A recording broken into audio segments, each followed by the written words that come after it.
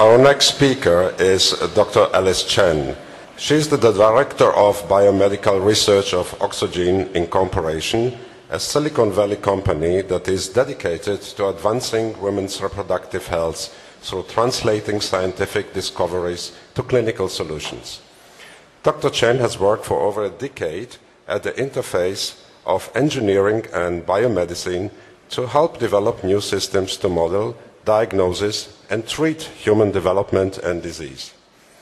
Her specific areas of expertise include reproductive and regenerative medicine, cell and tissue biology, and micro-nano devices. Dr. Chen holds a PhD in biomedical engineering and medical physics from Harvard University and MIT, an SM degree in engineering sciences from Harvard University, and a BS in bioengineering from the University of California, Berkeley. She has been honored internationally for her research, innovation, and community impact, and is also passionate about inspiring today's youth to pursue a career in science and engineering. So, Alice, we look forward to a possible answer to the question, time-lapse technology for the determination of embryo genetics normality, is it a myth or reality? Thank you very much, Dr. Fisher, for a wonderful introduction. And I must say that it's an incredible privilege to be here. I'm very excited. As a scientist and a bioengineer by training, it's really wonderful to have worked with clinicians and embryologists in recent years to develop new innovation through merging technologies and with science and medicine. So I truly believe that this merger of interdisciplines is where we're going to advance the field of ART. So with that, I will move on with the presentation. And today I'm here to speak about a very interesting question, whether time-lapse parameters for the determination of genetic normality is myth or reality. And this is a very provocative question, and as we go through this agenda, I'm going to continually put up this balance beam so that we can check in on where this technology is, on the side of myth or on the side of reality. And specifically, I will review where time-lapse parameters are today in embryo assessment in clinical application. And then I want to discuss chromosomal and genetic assessment by two modes, the gold standard, which is pre-implantation genetic testing, and time-lapse parameter research that has emerged. And then I want to spend some time presenting some unique challenges and opportunities for this field as we think about applying this practically in the clinic. So where are we today with time-lapse parameters? Time-lapse technology, as we all know, has emerged as a potentially non-invasive method of assessing embryos. And there's a great deal of evidence, and there's been a great deal of published work on interesting parameters, including parameters in the early cleavage stages of the embryos, such as cell division timings, as well as early atypical phenotypes, such as abnormal cleavage. And there are also late-stage parameters that are interesting and have been proposed in the research, looking at post-cleavage stage dynamics, including time to compaction, cavitation, as well as expansion timing. There is increasing evidence that supports time-lapse parameters in embryo assessment. So there's a great deal of published work on this topic, and I've charted them here on this matrix. And on the y-axis, you can see various developmental endpoints that have been investigated, from blastocyst formation and quality to implantation and pregnancy and live birth. And on the x-axis, I've plotted the methodologies used for each of these studies. And what you can see is that the great deal of research that exists today are interesting retrospective correlations that have looked at the relationship between time-lapse parameters and various developmental outcomes. There have been some studies that have prospectively collected data to evaluate the relationship for blastocyst formation quality and implantation and pregnancy. And there has been one study that has done a prospective selection study to evaluate whether time-lapse parameters can aid in embryo assessment when compared to standard of care, traditional morphology. And this has been performed by Conahan et al. For a blastocyst formation endpoint. So as of yet, there's no prospective RCT that has been published, although we know that this is coming very shortly, and we very much look forward to the results of that study, which will further assess the impact of time-lapse parameters in embryo assessment. So overall, you can see that there's been an enormous amount of research, and there are still quite a few boxes left to fill, but we are moving in a positive direction and filling them quickly, which suggests that there is promise, and it's becoming a reality for embryo assessment, that time-lapse technology can really make a difference. But what about chromosomal and genetic assessment? So unquestionably, the gold standard in chromosomal and genetic assessment is embryo biopsy with pre-implantation genetic testing, PGD and PGS. This involves sampling of the embryo by biopsy at the polar body of a polar body on day 0 post-insemination, of a cleavage stage embryo by sampling a blastomere on day 3, or by sampling trophectoderm cells from the blastocyst on day 5 or day 6. The embryo samples are sent for analysis by a various number of laboratory techniques, initially quite frequently by FISH, fluorescence in situ hybridization, increasingly more by comparative genome hybridization, quantitative polymerase chain reaction, as well as array SNP and next-gen sequencing. So the advancement of embryo biopsy and these laboratory techniques has enabled us to definitively diagnose an embryo. For example, being able to definitively assess the exact karyotype of the embryo or the exact genetic composition of the embryo. And of course, the successful result of this is an embryo that can implant, lead to a pregnancy and a healthy live birth, which results in a very happy patient and beautiful baby. So while this is the gold standard, of course, we all know that it is invasive. So there's the opportunity, and what's been proposed is that time-lapse parameters can be an alternative to this invasive assessment or a complement to the invasive assessment. So where are we with the evidence for time-lapse parameters in genetic and chromosomal health? I'd like to review with you today the 4 peer-reviewed published work that have investigated the correlation between time-lapse parameters and genetic and chromosomal health. These are the 4 papers that have been published that we'll discuss. The first paper was published in 2010 in Nature Biotechnology by Wang et al. And in this paper, the researchers utilized time-lapse imaging and gene expression analysis for 100 embryos that were donated to human embryos donated to research. And in this study, the researchers identified 3 parameters that were all cell division intervals prior to the 4-cell stage, called P1, P2, and P3. And they were the first to show that these early time-lapse parameters correlated with successful development to a milestone of embryo development, the blastocyst stage. And they further showed that these parameters distinguished embryos that had differential gene expression profiles. So the radial graph on the right shows the genetic profiles that were assessed for embryos that were had optimal P1, P2, and P3 timings, represented by the blue line, versus embryos that had suboptimal P1, P2, P3 timings represented by the red line. So this radial graph shows that overall certain genes were impacted by the ability to assess the timing parameters of the embryos. Cytokinesis genes, microRNA biogenesis genes, maternal mRNA storage and activation genes as well. So the researchers, again, were overall able to develop this molecular model, which suggested that not only could these early cell division timings predict blastocyst formation, but they also reflected the underlying molecular health of the embryo. The second study was published in Nature Communications in 2012 by Chavez et al. And this paper performed time-lapse imaging with array CGH at the 4-cell stage for 75 single blastomeres that were disassociated from the 4-cell embryo. The parameters identified in this research were P1, P2, and P3, again, the same cell division timings assessed to the 4-cell stage. And in the upper right is a graph that's plotting the single blastomeres and their ploidy status along the P1 and P2 and P3 timings.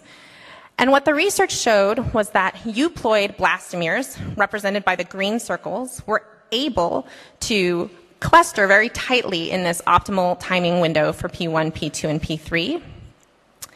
And the research further showed that simple aneuploid embryos that overlapped in the optimal timing window with the euploid blastomeres were further distinguished by adding an additional parameter, fragmentation, detected by the 4-cell stage.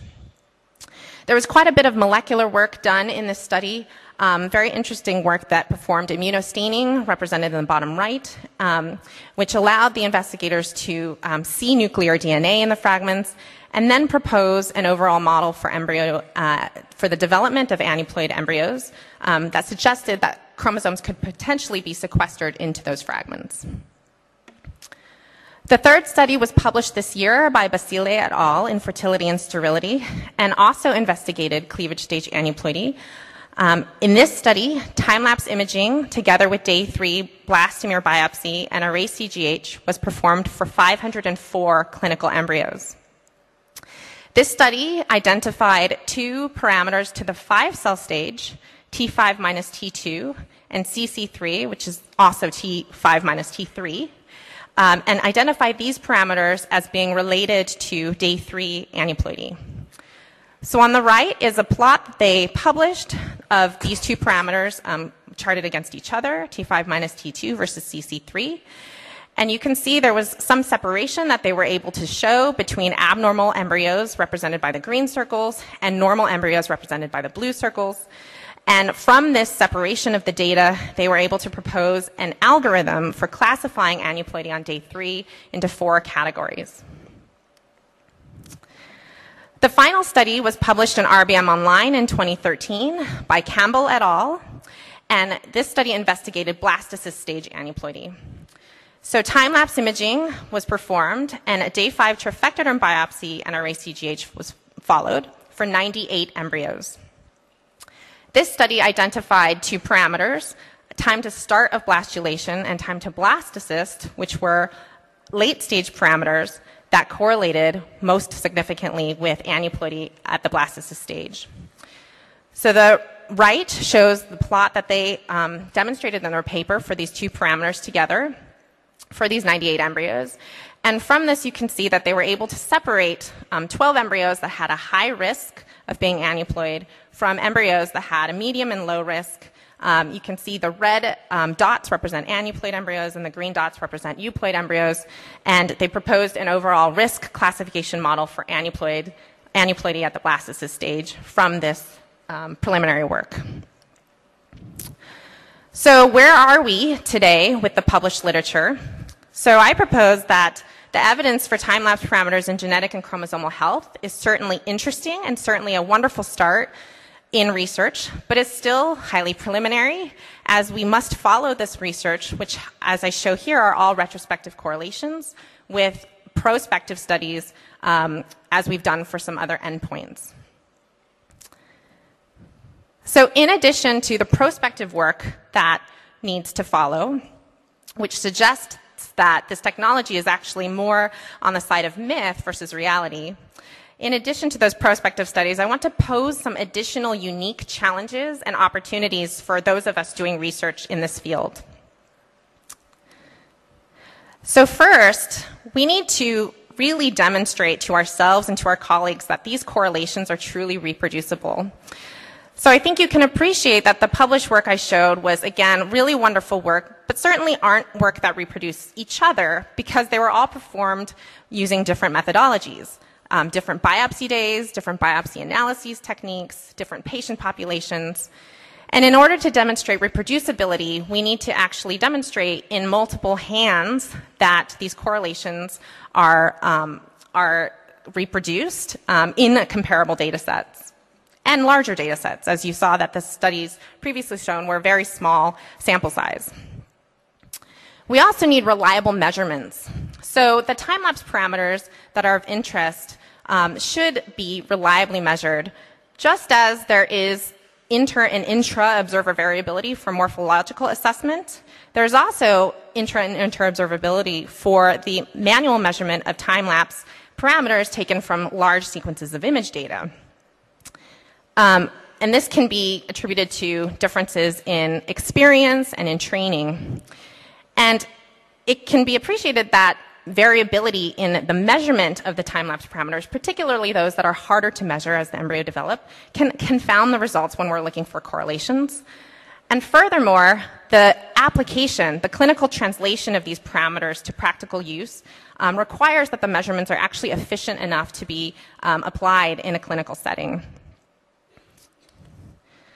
Finally, we need to translate these interesting correlations into robust prediction models. So we can learn lessons from the bioinformatics field, which has greatly impacted genomic health, and look at how they've built predictive models. First, we need large data, so-called big data, in order to build models that are robust and statistically sound. So this requires data that's heterogeneous, i.e. from multiple clinics. We also need the data to be used in two distinct ways. One data set that's used to train a predictive model, again, one based on multiple clinic data that's heterogeneous, and another data set that's used to test the model independently in order to truly validate the performance of that model. So these are actually two criteria that regulatory bodies worldwide require in order to demonstrate not just safety, but efficacy of a technology for a broad population. I also want to oppose the idea that time-lapse parameters, which really is us watching time-lapse images and time-lapse videos, time-lapse parameters themselves may not be enough. I liken this to an analogy of security camera footage in a busy airport. We all know that if we passively watched this security camera footage, it would be very difficult to identify what we were looking for without knowing and without some technological help. So I'm going to give you two examples, two interactive examples of how watching may not be enough. In the first example, we'll discuss that we can often watch, but not actually see important aspects of what we're watching. So in the next slide, I'm going to play a video for you, and I'd like everyone to participate. This is a video, and it's a study that was originally performed at Harvard University in 1999. It's a 60-second video. I'll ask you to complete a task. If you've seen this study or completed the task before, I just ask you to keep the answer to yourself because I want your neighbors to have a good shot at getting the correct answer. So just follow along with me. I'll ask you to complete this task, and then we'll poll the audience. Count how many times the players wearing white pass the ball.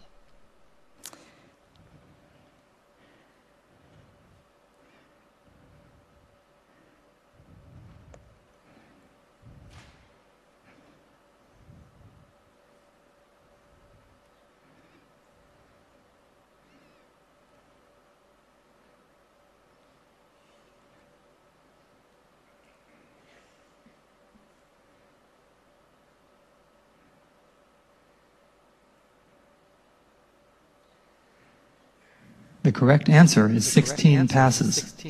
Anybody get it right? Did you spot the gorilla? Raise your hand if you spotted the gorilla. For people who haven't seen or heard about a video like this before, about half missed the gorilla.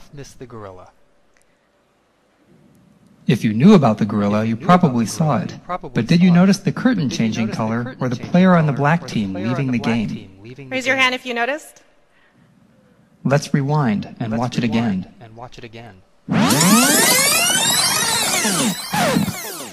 Here comes the gorilla, and there goes a player, and the curtain is changing from red to gold.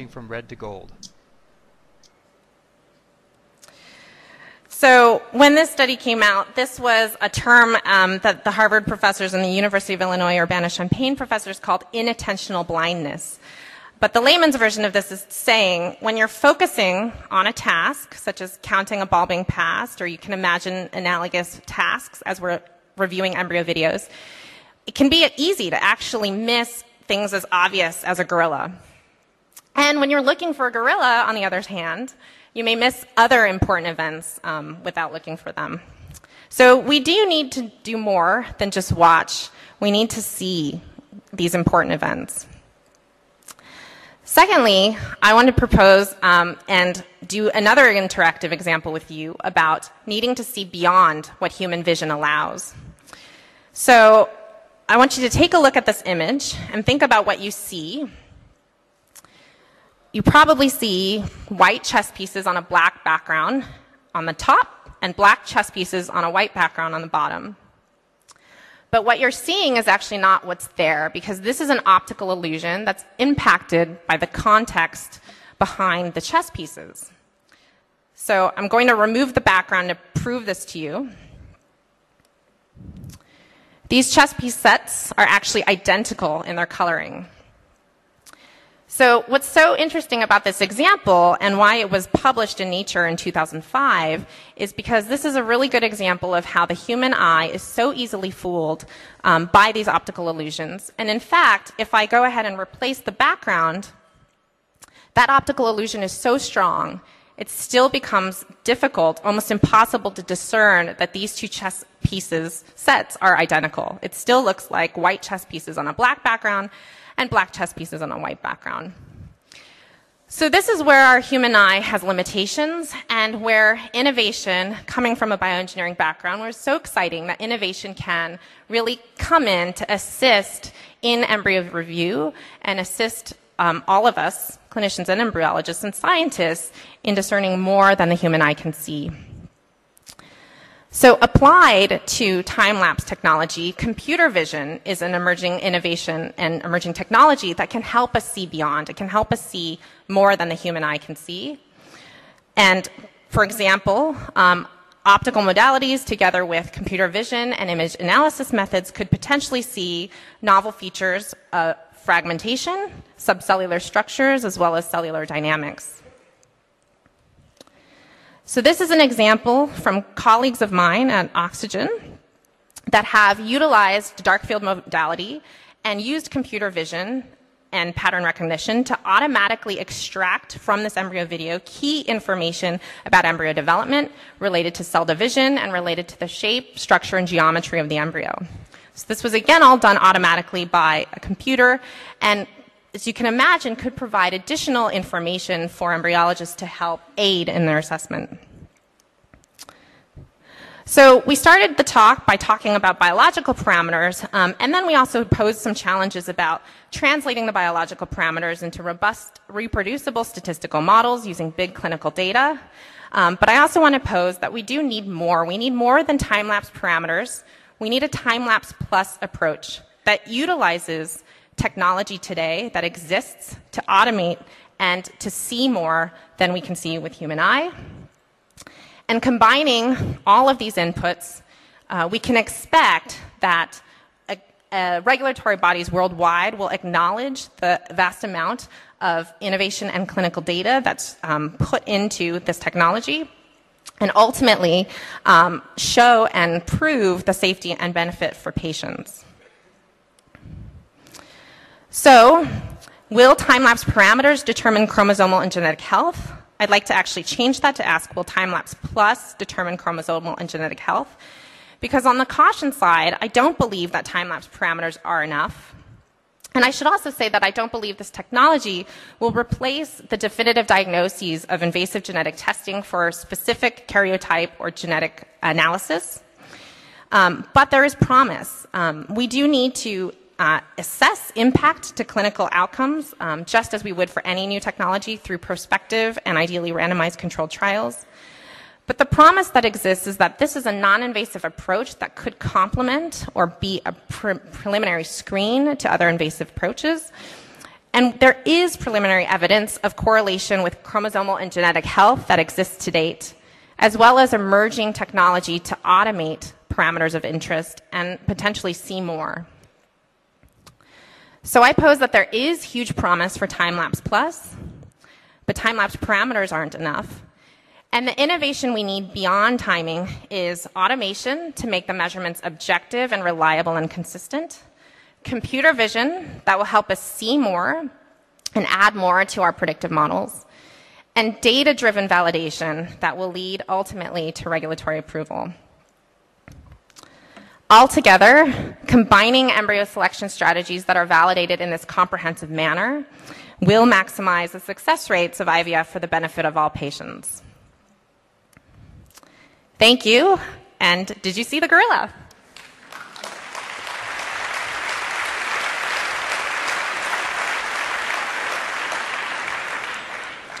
Thank you, Dr. Chen, for an excellent and very sincere presentation.